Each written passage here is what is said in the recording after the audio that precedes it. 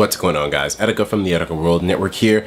Before we get into it, I actually feel a lot better. I'm not really that sick anymore. I feel about 85% now. So probably by tomorrow I'll feel perfectly fine, but for now I actually feel really good. Also, guys, if you haven't found out, we actually do have a Facebook page now, so please go and like the page. There's going to be a lot of stuff that I do through that page that'll be somewhat exclusive, and on top of everything else, it'll let me connect with you guys a little bit easier, and there's some stuff that I have planned for that. So definitely go and like the Facebook page if you want to. I'm not really forcing you, but it would be really nice if you did, because it would be another way for me to communicate with you guys. So yeah. Well, guys, looks like we have some really big news. The impossible has finally happened. The Nintendo 3DS has finally been hacked to the extent upon which a flash card has been developed for it, which does play 3DS ROMs. Now, I know what you're thinking. Oh, we've seen this before, of course. It's probably a scam, most likely. Well, not exactly. Take a look at this. GBA Temp, which, as most of you may know, is the forefront of the 3DS hacking community. Basically, GBA Temp is basically the utmost when it comes to hacking of the 3DS and homebrew and such. They are 100% legit and have come up with most of the ways of how the 3DS, or rather the regular DS, has been hacked in the past. GBA Temp has officially confirmed that this new flash card, which does play 3DS ROMs, is 100% legit. My friends, it is known as the Gateway 3DS, which is going to be the first ever flash card to play 3DS ROMs. Now, some of you also may know that 3DS ROMs have been dumped.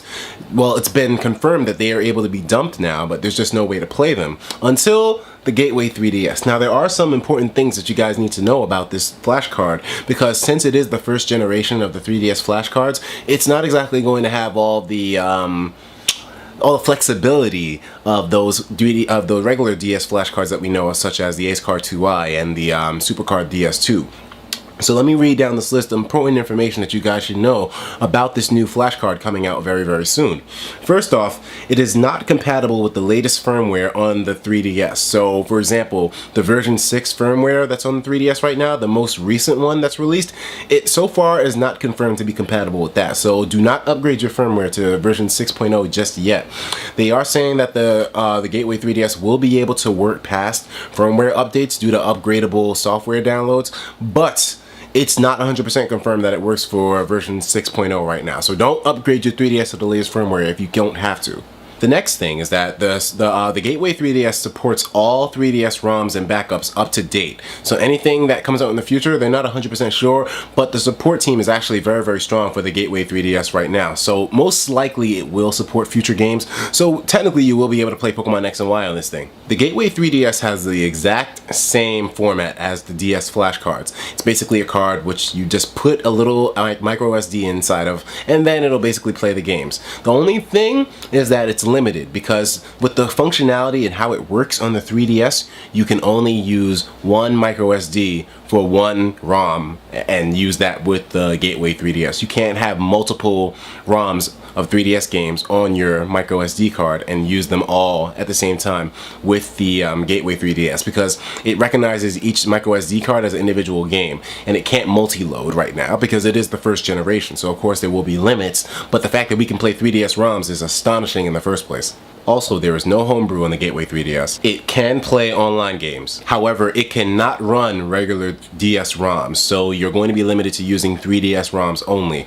This is probably a restriction that I hopefully hope that they get over one day, but right now you can only play 3DS ROMs on it. And the final bang about all of this is that it's going to sell for about $80. Now, when you consider how much the first generation flash cards on the regular DS were selling for, this is an amazing price, especially considering 3DS functionality.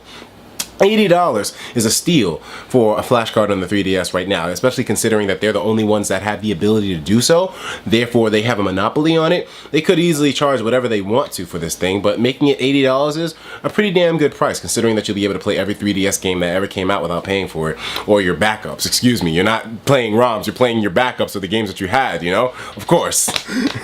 Now, here's the most interesting tidbit of information. The Gateway 3DS is scheduled to come out July 13th through 14th, either July 13th or 15th.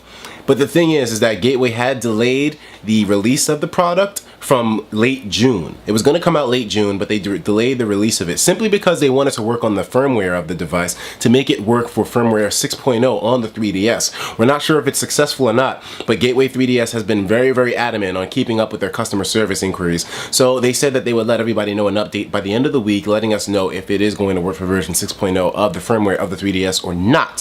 So very interesting information there, but do not update anyways because you never know. But yeah, so they had delayed the progress and the release of the card in hopes of getting it to work with 6.0. So we will see if that is the case or not. Finally, the most important thing. As excited as I was to get my hands on this as soon as possible and to pre-order, they are specifically saying on the 3DS Gateway website, do not pre-order, along with GBA Temp. The reason why is because there are still trials that need to be done here. Even though the release date is soon, there are still many things that are up in the air. And there are so many retailers online right now who are going to have the product that are just taking people's money right now. We don't know what could happen, and Gateway 3DS has acknowledged this as well. It is 100% legit, but they don't want people to somehow lose their money. So Gateway 3DS has specifically said, do not pre-order this flashcard until they give you the A-OK on their website or through their customer service representatives to go ahead and use it, or rather to go ahead and pay for this device.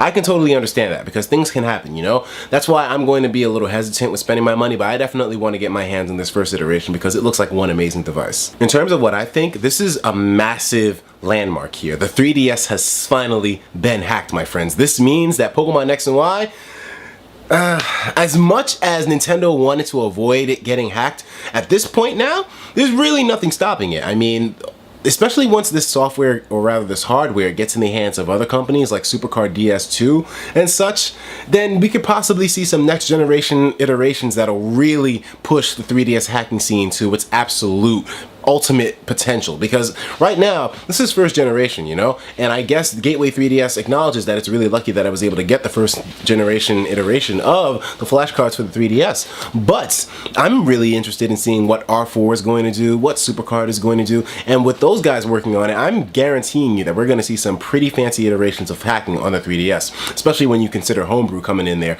But the fact that the 3DS has been hacked right now is incredible. So this pretty much makes it so that maybe you won't even need to get a capture card in the future to record your Pokemon X and Y gameplay. Either way, I'm definitely going to get my hands on one of these, so you guys can expect a full review from me very soon on the Gateway 3DS hacking card, flash card, because it's such an interesting purchase. So I'm going to definitely keep you guys updated with this news, but tell me what you think. Do you think this spells out the victory for the 3DS, or do you think it spells out the 3DS's doom? I want to know what you guys think. What do you think that the inclusion of a flash card now for 3DS ROMs means for the 3DS? Let me know in the comments below what you guys think, because I really want to know. I'll be responding to stuff as usual, as much as I can throughout the day, and because I really want to see what you guys think. But hey man, let me know. Anyways guys, thank you for tuning in. Another iteration of the Etika World Network. Take care of yourselves, and of course, as usual, please have yourself a damn good one.